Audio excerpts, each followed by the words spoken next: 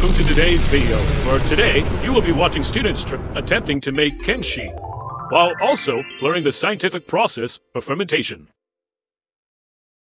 When Bill Nye and the Science Guy and Chopper introduce, this is what you get. By all means, this should not be the #1 video of your choice when learning how to make kimchi. But we shall begin, and let's introduce the ingredients. You will need radish, salt, ginger, red pepper powder, green onion in medium-sized Ziploc bags, some garlic, measuring cup in water, fish oil, and some sugar.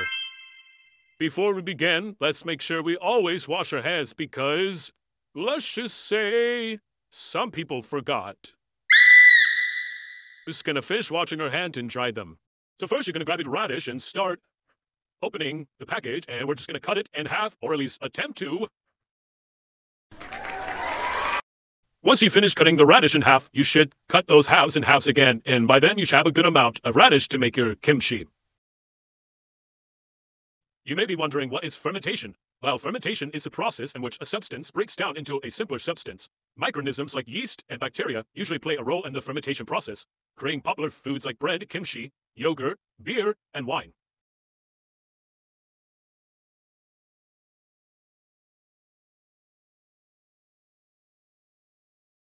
Next, you're going to grab your measuring cup and pour some water up to the halfway mark. Next, pour all the water from the measuring cup into the Ziploc bag. Next, you're going to want to grab your bag of salt, and you want to make sure you have about 40 grams of salt that will be added into our kimchi. Once you're done pouring the salt into the radish bag, you can add another cup of water. And during the process of making kimchi, it involves adding salt. And with this salt, it helps draw out the water content, which helps preserve the ingredients we're about to add soon in the video, which helps the seasoning seep into the kimchi over time. This is when you're going to let the salt soak in the radish for about 1 hour. It's time to make the seasoning.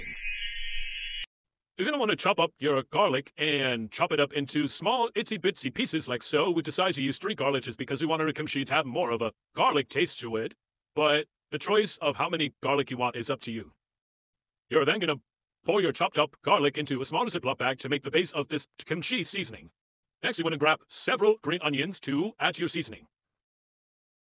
You're going to want to chop up some green onion, and then you're going to want to add it into your bag, which now includes garlic and green onions.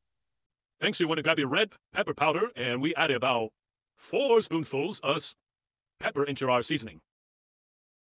Next, you're going to chop up your ginger into small pieces and add it to your Ziploc bag of seasoning. Time to add our spoonful of sugar. Since kimchi is a fermented food, the organism that ferments it is yeast, and yeast loves to eat sugar, and this will really help the process of fermentation. It's time to add our fish oil, and you could add as much as you like, and as you can see, this is how much we decided to add to our seasoning.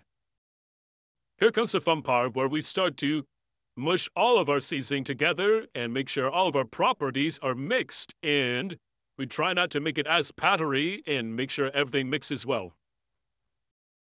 This is what we think it should look like after we're done with that. It's time to quickly wash our hands. We're almost done with our kimchi making process. Now we're going to have to mix our seasoning into a radish. First, you're going to pour all the water from the radish bag and make sure all the water is removed. Then make sure all the seasoning from the seasoning bag is poured into the radish bag. Now you're just going to shake the bag, and this might take about a minute, and you're just going to make sure everything is mixed until you get that red-orangey color in your bag.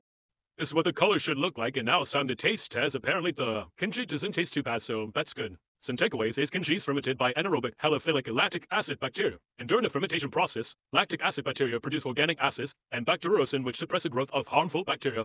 Lastly, you then want to refrigerate your kimchi and wait about a week until you consume it. Hopefully ours is good, and good luck.